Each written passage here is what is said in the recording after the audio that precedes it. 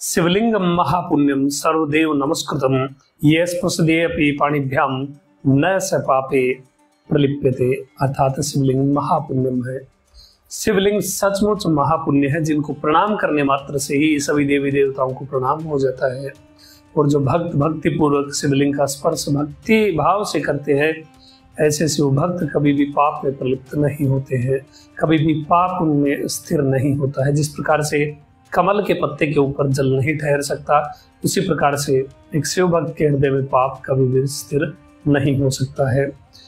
अरुणाचल शिव मेरे शिव चैनल पर आप सबका स्वागत है। सबसे पहले तो आप सभी शिव भक्तों को कोटि कोटि प्रणाम। इस वीडियो में हम बात करेंगे वैशाख मास की पूर्णिमा पर विशेष शिव पूजन के बारे में। पूर्णिमा जो कि पर्व काल में आता है, पर्व काल में की गई पूजा पूरे जीवन भर की गई पूजा के समकक्ष होती है। और इसमें आप सभी शिव भक्त हमेशा ही पर्व कालों में, और बहुत सारे शिव भक्त ऐसे जो नित्य ही लिंगार्चन करते हैं, तो सभी शिव भक्त धन्य हैं। इस वैशाख पूर्णिमा पर आपको 3 उत्सव प्राप्त हो रहे हैं और हम ये बात करते आए हैं। पिछली 2 वीडियो आप सभी शिव भक्तों ने सुनी। जिन शिव भक्तों ने नहीं देखी है तो इसी वीडियो के डिस्क्रिप्शन में लिंक है, वहां जाकर के देख सकते हैं। आई बटन पर भी लिंक आपको मिल जाएगा। तो आपने दधी कंबल के बारे में जाना, यानी दही कंबल पूजा किस प्रकार से शिवलिंग पर की जाती है उसके बारे में जाना, और पुष्प महालय के बारे में भी जाना। स्वामी के लिए पुष्पों का एक गर्भगृह किस प्रकार से बनाया जाता है, कैसे पूजा की जाती है, उसके बारे में आपने जाना। अब बात करते हैं क्या विशेष आपको वैशाख मास की पूर्णिमा पर लिंगार्चन में करना चाहिए, क्या विशेष चीजें आपको फॉलो करनी चाहिए जिससे आपको अधिक से अधिक शिव कृपा और महापुण्य की प्राप्ति हो, क्योंकि ये बहुत विशेष दिन है शिव पूजा के लिए। तो कुछ चीजें हैं जिन्हें हम ध्यान में रख करके चलेंगे, हमारी शिव पूजा करेंगे। तो पूर्णिमा जो कि पर्व काल है, और इसी दिन आपको विशाखा जो वैशाख मास का एक नक्षत्र है जिसके लिए पुष्प महालय वर्णित है, वो भी प्राप्त हो रहा है। दही कंबल का पर्व भी आपको प्राप्त हो रहा है, तो वो अपने आप में बहुत विशेष है और सोमवार का दिन भी है। तो अब बात करते हैं सबसे पहले अभिषेक के बारे में। अभिषेक में आपको क्या विशेष करना चाहिए। सबसे पहले जो द्रव्य होगा अभिषेक के लिए वो होगा तिरुमंजनम का, यानी अभिषेक पाउडर जिसे कहते हैं, जो 32 से अधिक जड़ी बूटियों से निर्मित है। ऐसे तिरुमंजनम को 1 चम्मच तिरुमंजनम को 1 लोटा जल में घोल करके फिर स्वामी का अभिषेक करना है। ये बात मैंने बहुत बार बताई भी है आप सभी शिव भक्तों को कि ऊर्जा का एक अलग ही प्रभाव हो जाता है तिरुमंजनम के अभिषेक से। जो शिव भक्त अभी तक तिरुमंजनम से अभिषेक नहीं कर रहे हैं, तो जिन शिव भक्तों ने तिरुमंजनम से स्वामी का अभिषेक किया है वो मुझे कमेंट में अवश्य ही बताएं उनको कैसा अनुभव होता है। और तिरुमंजनम एक बहुत ही महत्वपूर्ण, देखिए जो पहले चीजें उपलब्ध नहीं थी तो कोई बात नहीं है, नहीं जानते थे कोई बात नहीं है, जितना प्राप्त था उतना पर्याप्त था। किंतु जब आपको ज्ञात है तो वो सब चीजें स्वामी के लिए एक शिव भक्त को प्रसन्नता पूर्वक करनी चाहिए। तो तिरुमंजनम से पहला अभिषेक होगा। और तिरुमंजनम ना हो तो ऐसे शिव भक्त क्या करें, ऐसे शिव भक्त वस्त्र से छाने हुए जल में थोड़ा सा चंदन और 1 चुटकी हल्दी मिला करके इसे अच्छी तरह से घोल लीजिए और फिर आप स्वामी का अभिषेक करिए। और जिन शिव भक्तों के पास तिरुमंजनम या अभिषेक पाउडर है उससे अभिषेक करें। दूसरा होगा अभिषेक का द्रव्य वो चंदनादि तैलम। चंदनादि तैलम जिन शिव भक्तों के पास वो उनसे करें, और जिनके पास नहीं है तो फिर वो तिल के तेल से स्वामी का अभिषेक करें। तिरुमंजनम और चंदनादि तैलम या फिर अन्य जितनी भी दुर्लभ शिव पूजा की सामग्री है वो आपको सभी सामग्रियां मेरेशिव.com पर मिल जाएंगी। इसके बाद आपको दूध से स्वामी का अभिषेक करना है। पूर्णिमा का दिन है तो दूध का अपने आप में महत्व बढ़ जाता है। सोमवार का दिन है, गाय का दूध प्राप्त हो तो बहुत अच्छी बात है, गाय के दूध से स्वामी का अभिषेक करें। इसके बाद आपका जो अभिषेक द्रव्य होगा वो दही से होगा। दही से आपको स्वामी का स्नान अभिषेक करना है। और दही के उपरांत आपको केले के बिल्कुल छोटे छोटे पीसेस करके उसमें शहद मिला करके केले और शहद के मिश्रण से स्वामी का अभिषेक करना है। 1-2 मिनट थोड़ा उस पूरे मिश्रण को लिंगम पर फैलने दीजिए, वो अनुभव करिए वो दृश्य स्वामी का अभिषेक होते हुए। इसके बाद आपको खस मिश्रित जल से भगवान का अभिषेक करना है। जो वेटिवर रूट्स जिनसे कहते हैं या खस की जड़ होती है उसे जल में डाल करके छोड़ दीजिए और फिर उस खस मिश्रित जल से स्वामी का अभिषेक करिए, बहुत पुण्य देने वाला है। इसके बाद आपको पुष्प मिश्रित जल से भगवान का अभिषेक करना है, यानी पाटल पुष्प या जिन्हें गुलाब के पुष्प कहते हैं, गुलाब के फूल, मोगरे के या फिर जो भी सुगंधित पुष्प आपको मिल जाए उसे थोड़ी देर जल में डाल करके छोड़ दीजिए। उस पुष्प मिश्रित जल से भगवान का अभिषेक करिए और जल के साथ ही वो पुष्प भी शिवलिंग पर गिरते रहे, ऐसे आपको करना है। इसके बाद लिंगम को अच्छी तरह से पोंछ करके साफ करिए और अन्नाभिषेक का समय हो गया है। अन्नाभिषेक मतलब जो आप भात तैयार करेंगे, चावल पका करके तैयार करेंगे, उन्हें थोड़ा ठंडा होने दीजिए और उन चावलों को पूरे लिंगम पर लेपित कर दीजिए, पूरा लिंगम उन चावलों से ढक जाए।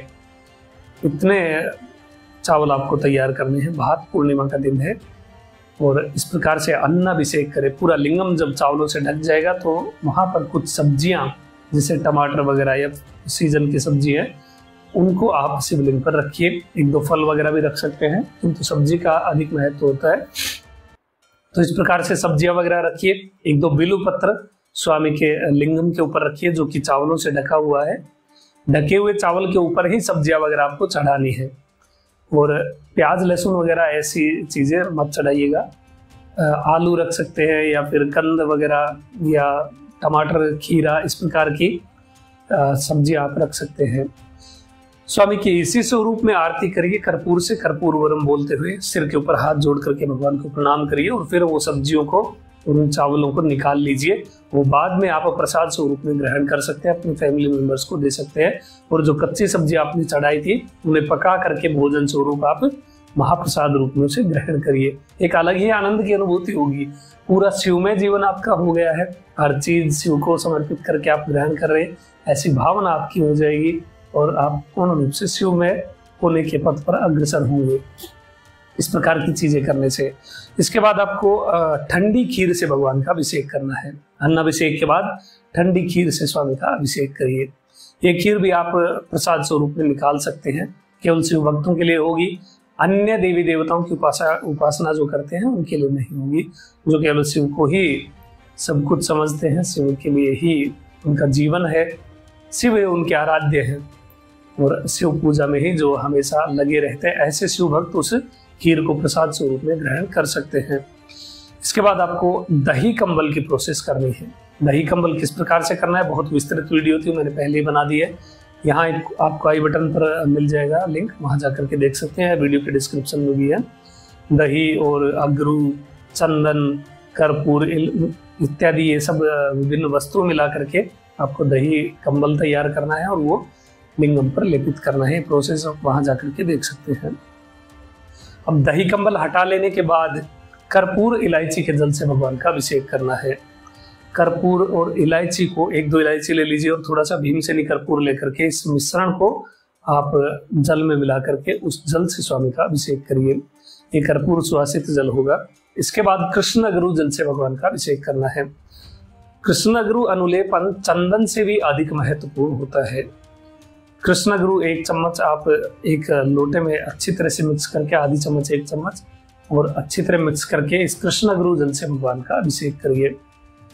इसके बाद आपको आम्र प्रियाय नमः अर्थात आम के रस से भगवान का अभिषेक करना है। आम के रस को आप जूस वगैरह दुकान से ना खरीदे तो अच्छा होगा, घर पर ही तैयार करिए और आम रस से भगवान का अभिषेक करिए।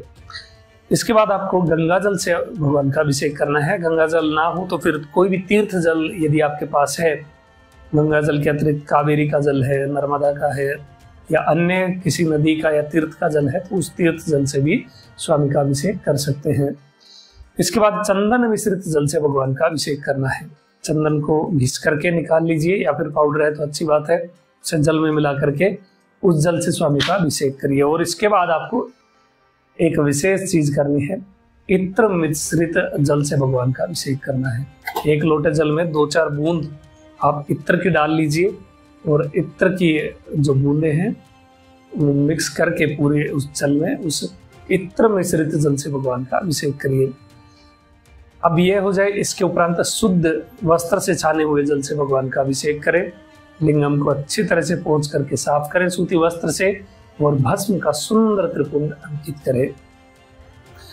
अब कॉटन पर थोड़ी सी रुई लेकर के उस पर इत्र लगा करके वो भगवान के पास में रखें, लिंगम के ऊपर रख सकते हैं।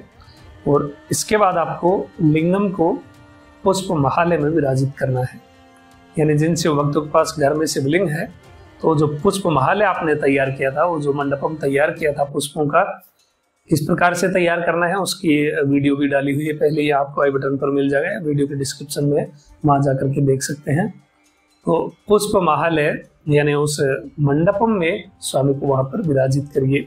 और जब आप विराजित करें तो कुछ मंगल वाद्य वगैरह बजा लीजिए, या फिर कोई ऐसा म्यूजिक जो स्वामी से रिलेट करता हो, डमरू वगैरह का, या डमरू वगैरह कोई वाद्य यंत्र है आपके पास तो उसे बजाते हुए स्वामी को वहां पे विराजित करिए। सिर के ऊपर हाथ जोड़ करके भगवान को प्रणाम करिए। और इसके बाद आपको वैशाख के जो प्रमुख नाम है, वैशाख मास में जिन नामों से शिव की पूजा करनी चाहिए, जिन नामों से शिव को स्मरण करना चाहिए, हमारे आराध्य हमारे स्वामी को याद करना चाहिए, उन वैशाख नामों से स्वामी का पुष्पार्चन करिए। एक एक नाम बोलते हुए मोगरे के पुष्प या फिर पाटल पुष्प या कमल या फिर जो भी पुष्प आपको मिल जाए, सुगंधित पुष्प, ऐसे पुष्पों से महाराज की तरह, राजाधिराज की तरह आप स्वामी का पुष्पों के साथ अर्चन करें। इसके बाद आपको अरुणाचल अष्टकम का पाठ करना है। अरुणाचल अष्टकम का पाठ करिए। उस स्तोत्रम का लिंक भी आपको इस वीडियो के डिस्क्रिप्शन में मिल जाएगा। जिन शिव भक्तों को संस्कृत नहीं आती है तो ऐसे शिव भक्त केवल अरुणाचल शिव अरुणाचल शिव अरुणाचल शिव का नाम जाप करें। इसके बाद आपको स्वामी के समक्ष शिवलिंग मुद्रा लगा करके थोड़ी देर बैठना है और स्वामी को निहारना है। कुछ क्षण के लिए स्वामी को निहारते रहें। इसके उपरांत आपको बिल्व का जो पत्र है, बिल्व पत्र के ऊपर चंदन लगा करके और स्वामी के ऊपर चढ़ाए। एक चढ़ा सकते हैं, 3, 5, 11, 108, 1008, जितनी आपकी इच्छा हो उतनी आप बिल्वपत्र चंदन लगा कर स्वामी पर चढ़ा सकते हैं। इसके बाद आप कृष्ण गुरु धूप वहां पर प्रज्वलित करें। जो कृष्ण गुरु गूगल धूप है, जिसका महात्म्य इतना है कि इसको 15 दिन यदि शिवालय में किया जाता है तो उसकी 21 पीढ़ियों का उद्धार होता है, उसका पूरा कुल ही सिद्धलोक जाता है। ऐसे कृष्ण गुरु गूगल धूप को स्वामी के पास निवेदित करें। एक गाय के उपले के ऊपर उसे जो अंगार बन जाता है उसके ऊपर थोड़ी सी डालिए, तो ऐसी दिव्य गंध वहां पर व्याप्त हो जाएगी कि आपका मन भी प्रसन्न होगा, स्वामी तो प्रसन्न होंगे ही। शिवालय में भी आप निवेदित कर सकते हैं और अपने घर के शिवलिंग के पास में भी ये कृष्ण गुरु गूगल धूप वहां पर आप स्वामी के लिए वहां पर पूरे उस मंडपम को, उस शिवालय को सुगंधित बना सकते हैं। कृष्ण गुरु गूगल धूप भी आपको मेरे शिव.com पर मिल जाएगी। इसके बाद आपको नैवेद्य स्वामी को निवेदित करना है। नैवेद्य में क्या होगा? खीर होगी, केले होंगे, आमरस होगा और थोड़ा सा भात भी आप तैयार कर सकते हैं। अरहर की जो दाल है, अरहर की दाल और भात यानी चावल को पका करके ये नैवेद्य आप स्वामी के लिए निवेदित करें और बाद में इसे प्रसाद स्वरूप में ग्रहण कर सकते हैं। नैवेद्य निवेदित करने के बाद आपको एक श्वेत धोती, एक सफेद धोती, जो जितनी भी आपकी श्रद्धा हो उतनी लंबी आप एक सफेद धोती स्वामी के लिए निवेदित करें। वहां पर जो जलधारी का भाग होता है, आगे का भाग होता है, वहां पर श्री चंडिकेश्वर जी को प्रणाम करें। श्री चंडिकेश्वर जी को पूजा से पहले भी प्रणाम करना है और पूजा के बाद भी प्रणाम करना है। चंडिकेश्वर जी के बिना कुछ नहीं है। आपका सब कुछ चढ़ाया हुआ, आपकी पूरी पूजा चंडिकेश्वर जी ग्रहण करके फिर स्वामी को निवेदित करते हैं। इसलिए चंडिकेश्वर जी के जो स्थान है, जलधारी का जो आगे का भाग है, वहां पर आप धोती निवेदित करिए। वहां पर निवेदित करके शिवलिंग के ऊपर उसे चढ़ा दीजिए और वहां पर जो जलधारी के पास में भी आप रख सकते हैं। शिवलिंग पर चढ़ाना चाहे तो एक बार स्पर्श करा के पास में रख दीजिए और उसके ऊपर आपको 11 रुपए, 21 रुपए, जितनी आपकी श्रद्धा हो उतनी दक्षिणा वहां पर रख दीजिए। बाद में किसी शिव भक्त को आप ये दक्षिणा और ये जो सफेद धोती आपने शिवलिंग के लिए निवेदित किया है वो किसी शिव भक्त को दान कर सकते हैं, क्योंकि स्वामी का चलता फिरता स्वरूप यदि कोई देखना है तो वो शिव भक्ति ही होते हैं। इसलिए स्वामी के लिए किया गया दान शिव भक्त तक पहुंच जाए। इसके बाद आपको लिंगम की 3 प्रदक्षिणा करनी है और स्वामी को सिर के ऊपर हाथ जोड़ करके नमस्कार करना है। दंडवत साष्टांग जो भी आप नमस्कार करते हैं उस प्रकार से करिए और स्वामी की स्तुति करिए। अब इस दिन एक और विशेष चीज करनी है कि आपको माँ भगवती आदि शक्ति और स्वामी के लिए, श्री भवानी परमेश्वरी के सहित परमेश्वर की प्रसन्नता के लिए इस वैशाख मास की पूर्णिमा सोमवार के दिन कन्या पूजन करना है। कन्या पूजन कैसे करेंगे, वो 9 दिन का प्रोसेस नहीं है। जितनी भी आपको 1 कन्या, 2 कन्या, 3, 9 तक आप संख्या में जितने आपको उपलब्ध हो जाए, जितनी आपकी श्रद्धा है, उतनी कन्याओं को भोजन कराएं। अपने घर बुला करके उनके चरण धोएं, उनके पैरों पर थोड़ा सा कुमकुम लगाए और पुष्प वगैरह उनके चरणों पर चढ़ा करके उन्हें भोजन कराएं। और भोजन कराते समय जब वो भोजन कर ले, उनकी प्रसन्नता का भोजन बनाइए और भोजन कर ले तो वहीं बैठे बैठे ही, उनको उठने ना दें, वहां बैठे बैठे ही अपने हाथों से उनके हाथ धुलाइए और अपने हाथ से ही कोई वस्त्र या तौलिया वगैरह लेकर के, टॉवल, उससे उनके हाथ साफ करें और वहीं पर उन्हें दंडवत प्रणाम करें, ताकि आपको प्रसन्न और हंसमुख मुद्रा में, एक हंसती हुई मुद्रा में वो आपको आशीर्वाद दे। वहीं पर उन्हें 11 रुपये, 5 रुपये, जितनी भी आपकी श्रद्धा है उतना आप दक्षिणा दें और कुछ गिफ्ट वगैरह दे सकते हैं। इस प्रकार से कन्या पूजन करें। 3 वर्ष से लेकर के 7 वर्ष की कन्याओं का पूजन आपको करना है। इससे आपके जीवन में बहुत बड़ा बदलाव आएगा। एक महापूजा का अवसर आपको प्राप्त हो रहा है और इतनी विधि मैं आप सभी शिव भक्तों के साथ शेयर कर रहा हूं, तो इसका लाभ उठाइए, क्योंकि स्वामी इतने करुणामय है। जब आप चीजें उनके लिए भक्ति पूर्वक परफॉर्म करते हैं, भक्ति से बिना कुछ चाहते हुए आप उनके लिए प्रेम दिखाते हैं, तो आपसे 100 गुना ज्यादा प्रेम वो आपको दिखाते हैं। हमसे ज्यादा हालत खराब हमारे स्वामी की होती है। जिस प्रकार से हम तड़पते रहते हैं उनके प्रसन्नता के लिए, उनके दर्शन के लिए, उनकी अनुभूति के लिए, उनकी कृपा के लिए, उससे ज्यादा वो हमारे प्रेम में रहते हैं। एक भक्त के लिए वो कितना भावुक, कितना हृदय द्रवित रखते हैं, ये कोई नहीं जानता है। हम केवल हमारे इमोशंस देखते हैं, हम देखते हैं कि हम भगवान के लिए रोते हैं, किंतु वो जिन्होंने हमें बनाया ही इसलिए है ताकि उन्हें भी प्रेम की अनुभूति हो, वो कितने करुणामय होंगे, इसका कोई शब्दों में नहीं कहा जा सकता है। इसलिए भक्ति पूर्वक, प्रसन्नता पूर्वक लिंगार्चन करिए और अपने कुल को धन्य करिए। अभी तक के लिए इतना ही। आपका दिन शुभ हो, महादेव कृपा करें। अरुणाचल शिव।